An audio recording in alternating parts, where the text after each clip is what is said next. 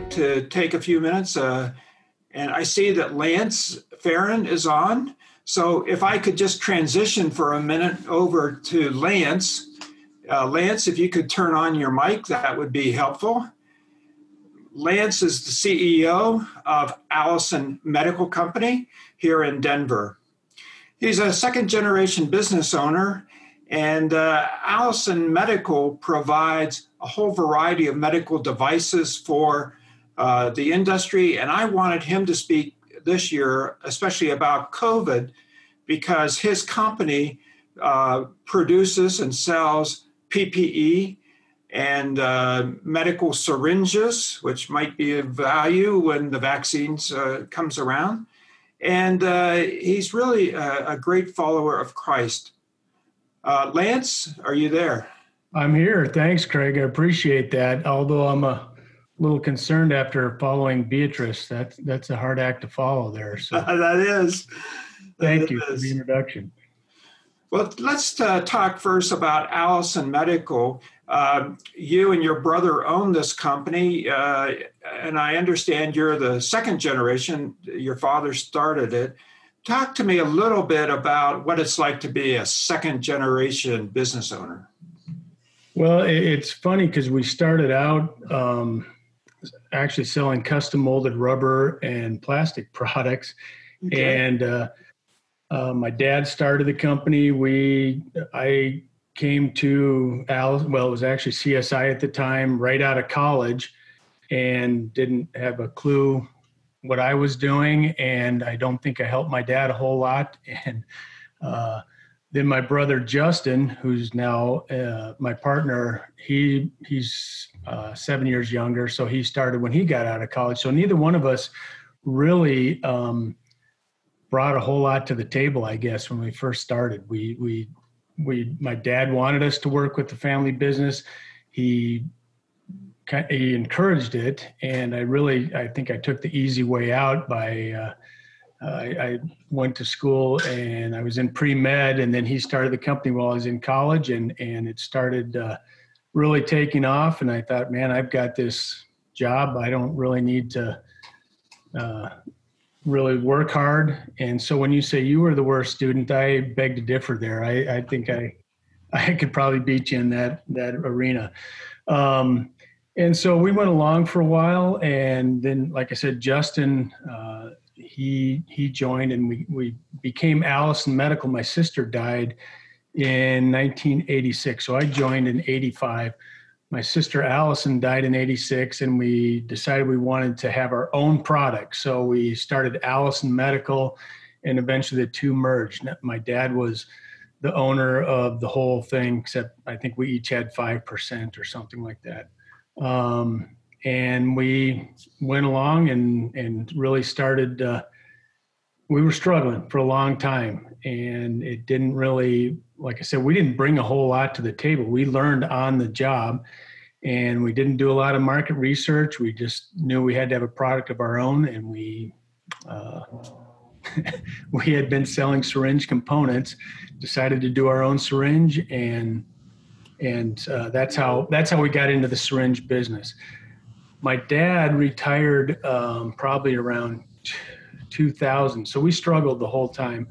And Justin and I bought him out, and he was supposed to be retired, but he never really retired. He would come in to make sure we were working, making sure he was going to get paid on that. So that's kind of how we got to where we are, although, you know, we learned a lot of lessons along the way, and very, very difficult times.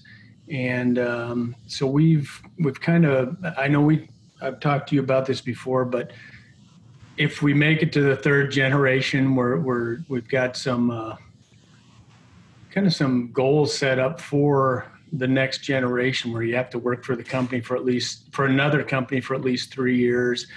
You have to get a promotion, and then we'll look at you. Of course, you have to have a college education too, unless, you know, there's jobs that you would rather do that don't require that. But that's kind of what we set up for our kids. And I have 3 sons, and he has 2. And some of them may want to work here, some of them may not. I don't know. we'll see. How did you come up with that? You have to work outside 3 years and you have to get a promotion. I'm intrigued by that, getting a promotion. Why was that criteria put in? Well, we from our own experience, both Justin and myself, we came right out of college and started working. And like I said, we didn't bring a lot to the company. It's just my dad wanted us to work with him. And so I think that way they're motivated to do the best they can in college, and because they have to go out and get a job on their own. And then the promotion was so you tried at the job and didn't just put in your 3 years and you were out. So it really, I think it was just to help them. I wish that would have been the case for me. And then I could have seen what happened at other companies and learned different aspects, and then brought something to the table for my dad instead of just, oh, this would be great to work with my dad. So I don't want them taking the easy way out, I guess. Well, Justin and I don't want. Right. Well, let's go and talk a little bit about Allison Medical. What do you guys do anyway? Well, like I said, when we first were starting out, we did custom molded rubber and plastic products. We were doing syringe components. Then we started Allison Medical to have our own product, our own brand name. So we really got into the diabetic syringes and pen needles, and that is probably right now 50% of our business. Although for years it was the main part of it. And it's funny because we worked with Bob Benson at ABA, and Bob likes this story because he said, well, if I were advising you when you first started this, I would advise you not to get into this business. It was like, oh, thanks, Bob. But because we were going up against these gigantic multi-billion-dollar companies and pretty tough with no marketing budget and not much of anything, but fortunately, ignorance was one of our strengths, and we just plowed forward. And we started out in the vet market, really selling syringes there, because veterinary market, because there's no FDA specification, so it was kind of a way to get around and just make sure this works. Then we moved into the insulin syringes, and that's when we finally started growing. So we started. The company started in 81. I started in 85, and I think Justin started in 92. And but 1990, I think, is when we started in the syringe. We started Allison Medical, started selling syringes. That started growing. And then in the last, about a year, we started the safety syringes, which is what is used in vaccines.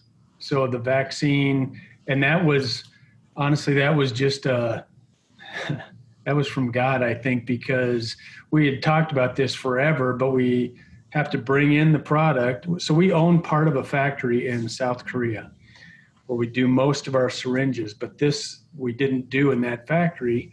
And so we would have to spend a lot of money to bring this stuff in to try to start selling it. Well, we finally made that decision and literally got our first shipment in this about 2 months ago, and we got a huge order that's half the sales we normally do in a whole year for our entire company. So it just through that. So I know it's a lot of people are struggling through this COVID thing with their businesses and health and all that, but boy, have we been blessed on being in the right place at the right time. And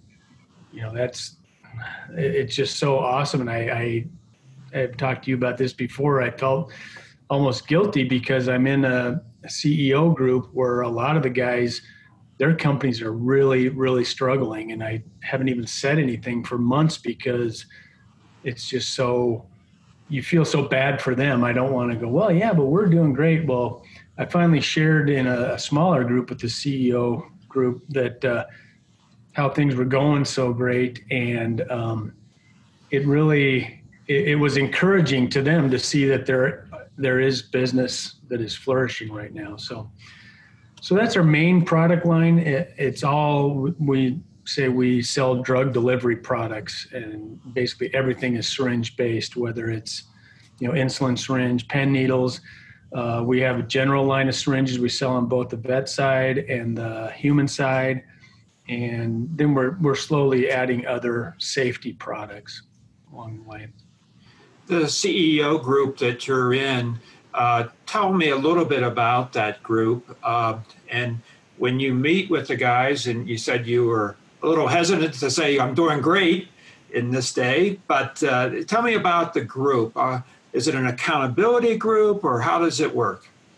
No, it's really more of a, it's just a bunch of the guys that we meet with a strategic guy that kind of goes over all these different aspects of business, and then we bounce ideas off of each other. And it's not a Christian CEO group, but it's kind of interesting because I always try to bring in my Christian faith, and my brother's a Christian too, and that's a big part of who we are. And so I always try to throw that out there in the group one way or another. And it's amazing how many of these CEOs are Christians, and but you just sit there in this big group, and I guess no one wants to say anything. Well, I know that you also have some manufacturing in China. Tell us about that and what your plans are for the future. Well, we do some of our general syringes and some of the safety products in China. And of course, with all this stuff that's going on, we are doing our best to get out of China. In fact, we've been discussing manufacturing here in the U.S. It's a huge undertaking. But now that we have our own manufacturing in South Korea, and we have the volume necessary to be able to do that, I think is a great time to get out of there. I don't think anybody really wants to manufacture in China if we can help that. And it would just be so much better for control of our product and our quality. And that's how we sell our products, all based on quality. And so that's one of our main goals right now, is to get out of China. Well, what are some of the issues? Can you just pack up the manufacturing equipment and ship it someplace else? Ship it to India or Vietnam, or or what? What's your thinking? You can always go to a lower cost place, that's for sure. But like I said, the quality is a huge part of our whole business model. And there's a lot of products out there that are cheaper than ours. There's a lot of products that are more expensive, but there's not. We think we have one of the best quality standards out there. So you can't just really pack up a whole facility and move it, or you could, but we don't own the facility in China. So you would have to, you just have to set up all the quality systems. You have to set up the manufacturing, buy the equipment, have the facility. And so it's a huge undertaking. And you can move to some of those other countries, but gosh, you're still in the same boat. You're not having it made here.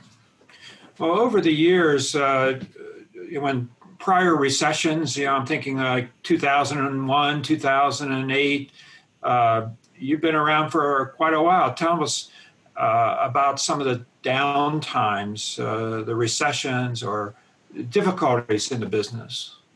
Well, the difficulty is really from about the year I started until 2000. So 1985 till 2000, my dad started, it was just him. He had just a few customers, but his two big customers filed for bankruptcy within 6 months of each other. And so he went, just took off, and then I came on board. And so we struggled for 15 years, I guess, trying to get enough money to do these different projects. And so it was a big struggle, but coincidentally, the best times of our growth have been during down times in the economy. I think that has to do, first of all, we're in the medical industry, so that kind of it's not recession proof at all, but it is less, you're less affected by it. But we also, since we have the good quality and a lower price, I think people that are paying cash for these things or are looking to save money see our product and then it would just help us to grow. So it would kind of catapult us to the next level, and then we would continue the growth, and then you hit another recession that would push us faster. And so the recessionary times, or at least slow times, have been very good for us.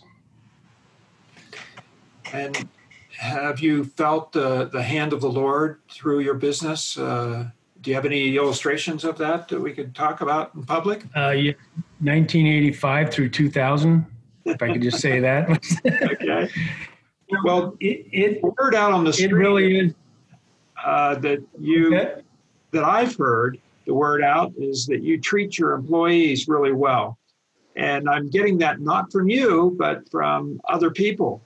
So tell us, what's the secret sauce with your employees? Tell us about turnover or how you manage your folks.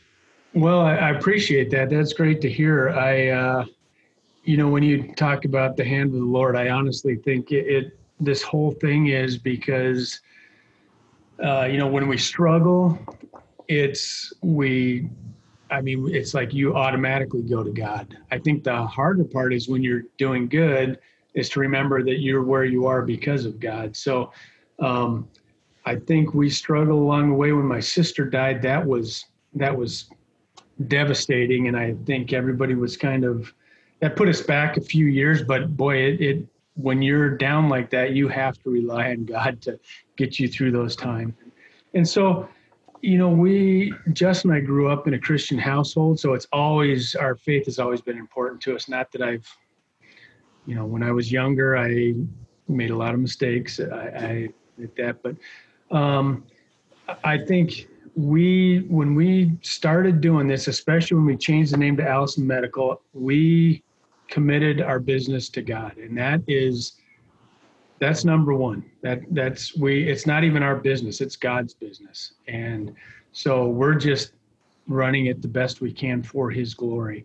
So our employees are not all Christians, but we bombard them with Christianity all the time. So we give to different organizations, and we pray before our operations meetings. We pray at our company meals. And it's just part of who we are. And I think whether they're Christians or not, they at least know where we stand on things, and everybody seems totally fine with it. So most of our employees, once we get them, they are there for a long time, and we treat them as family, which sounds good, except when one of the family, you need to get them out, that makes it very difficult. And we've had some of those for sure. And not necessarily that the employee was bad, it's just that they weren't fitting in the position they were. So that it's just been a great, I don't know, I've enjoyed it so much, just because it almost takes some of the pressure off of us to think, hey, I'm doing this for God, not for money, or not for this. And so you can bring your employees on, you can treat them with respect, give them the, leeway or the opportunity to flourish. The problem we have, I think, is that we're a small company. So you don't just get in and start at the bottom and work your way to the top. It's just, we have to work with everybody that way. But our culture is really important to us, and that's a Christian culture. So if they don't like it, that's up to them whether they want to join in or not. Good. Well, I have heard that, and I'm curious about that secret sauce for your employees.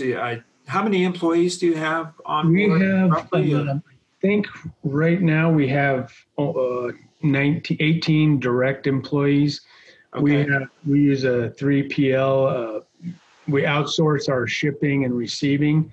And then we also have the factory in South Korea that they aren't direct employees, so we don't really have much say over how that whole thing is run. But in In our direct business, we have, I think it's 18 or 19, depending. Well, back before COVID, it was hard to find employees. I suppose that you experienced that as well in terms of salesmen and saleswomen to sell your product. And now after COVID with big layoffs, maybe that's easier. Tell us about your recruiting.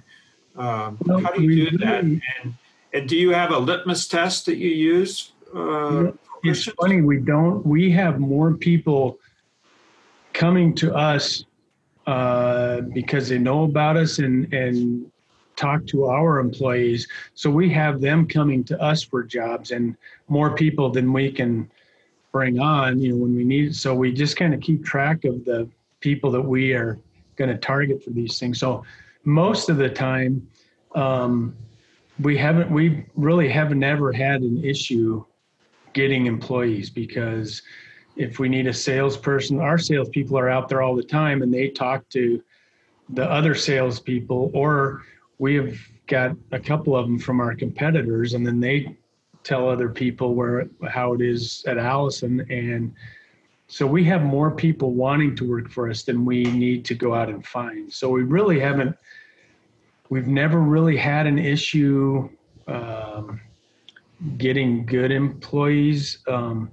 It doesn't always work out, but when things are down like this, then we do try to get people that we know we've kind of been targeting, or we know they're top line people, and we can get them because they've been let go, or they're afraid they might be downsized or whatever. So we really don't have a specific recruiting way we do things. Tell me, Lance, about your customers. Who are your customers, and will the government be your customer in the future? We have with a vaccine for COVID, I'm thinking. Yes, and that's the big order we have. Yes, that's for the vaccine for COVID, actually. And so the government is our customer. The big medical wholesalers. We sell to hospital groups. We sell to retail facilities, Safeway, Costco, those types of retail pharmacies. That's where our insulin products mainly go, to retail pharmacies. So all the big pharmacies around, not everyone, but most of them. And then our regular syringes go to hospital groups, the government, and now they're going to retail because they're giving flu vaccines and they're going to be giving COVID. And so the safety products will be going to both retail and hospital. And we also have a big presence in the veterinary market. A lot of pets have diabetes, believe it or not, and that's a huge market for us. So you'll continue in the vet market as well going forward. But I'm really intrigued by what you have ahead of you in terms of the COVID. Now that you've opened the door for the government to, give you some contracts, it looks like you're going to have a great future ahead of you, or at least if the vaccine comes around soon, I suppose. Yes, and do we have any idea from your perspective what's the latest word on the vaccine that we don't hear from the news media? It's funny because I recently heard that the vaccine is 2 to 4 weeks away.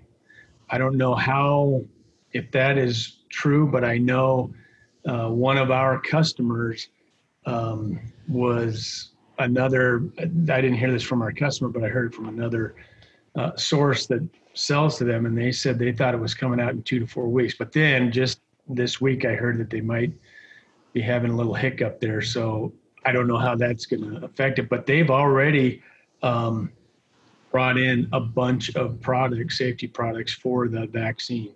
But there's a lot more to it than just the syringe products. There's gloves and masks and the whole thing.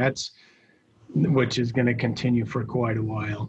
So and you produce gowns and masks and all that too? We don't produce them, but we sell them. Okay. We have some contacts for that, and so that's been another area that we're getting into. Amazing. Amazing. I really appreciate your time today. Luke, if you're on too, uh, let me pray with you, Lance, right now online. Father, I thank you for our brother Lance and his brother Justin and the company in which they are working through. I pray that you would really anoint them, Lord, that you would really go before them and they would see your blessing, especially uh, going with COVID right now and going forward with the syringes. I can't imagine, Lord, he's going to have to make a lot of them. So I pray that you'd bless him in that work and that everything he does would be honoring to you. For all of us, that what we do would be honoring to you.